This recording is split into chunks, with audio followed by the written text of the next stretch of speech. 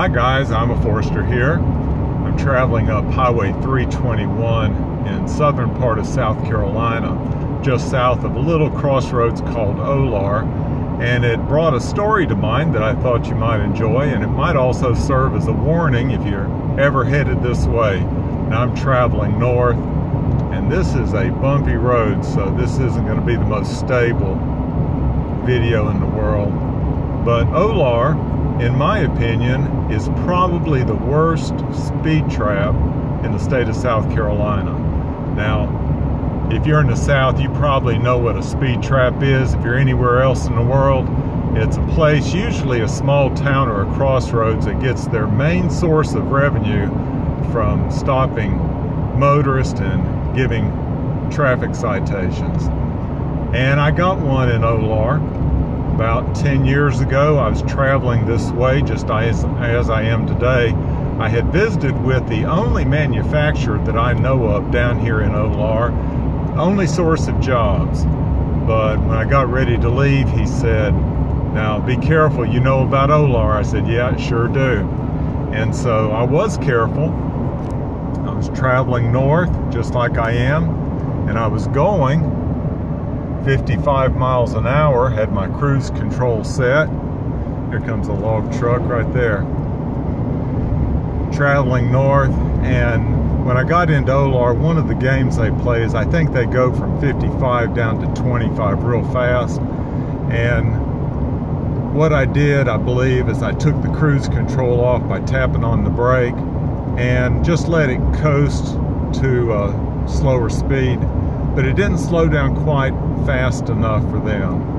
And I saw the police officer on the side of the road, parked on the right hand side of the road. I'll show you where it is when we get up there.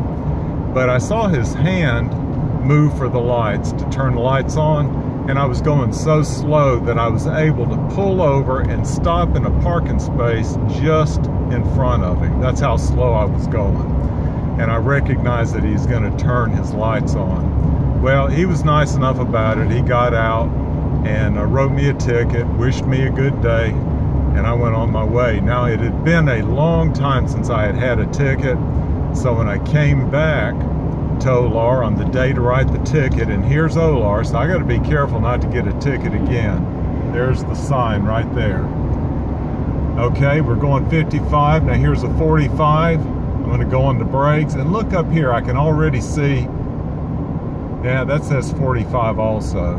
Okay, I'm coasting. I'm going to go on the brakes. Okay, I'm down to 45, so I'm good.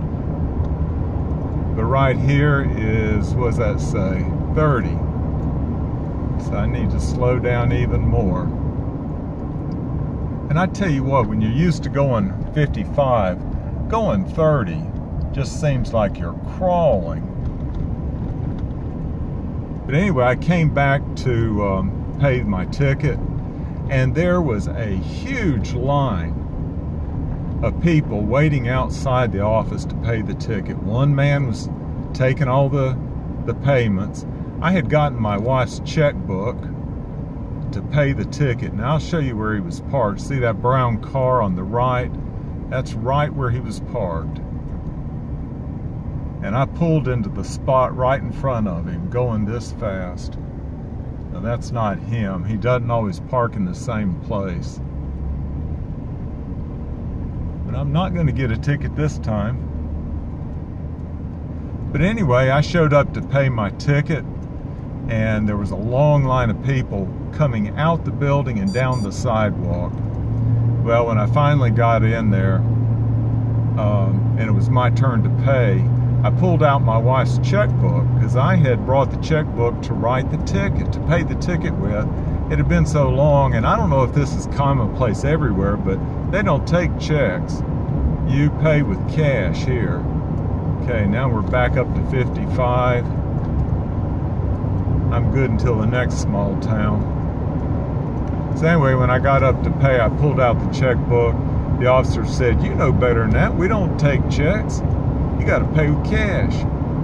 Well, I didn't know what I was going to do because I couldn't get anywhere. There's nowhere within 45 minutes to an hour of here that I could cash a check. And a man came from back in the line, and it was the owner of that factory that I had been visiting the day I got the ticket. And he pulled out a wad of bills big enough to choke a horse and peeled off a few bills and said, "Here, I'll pay it for you. You can write your check to me." So he paid it for me, and he had so many employees that would get tickets that he just routinely came and helped them out. But anyway, that's my story. Now, it just happened that I had gotten 3 tickets within a 1-month period of time back then, and they were all work related. I was working when I got the tickets, and I decided right then and there I would not get another ticket if I could help it. And I don't think I have. So if you're ever down this way and you go through Olar, South Carolina, learn from my mistakes. Slow down. Y'all take care.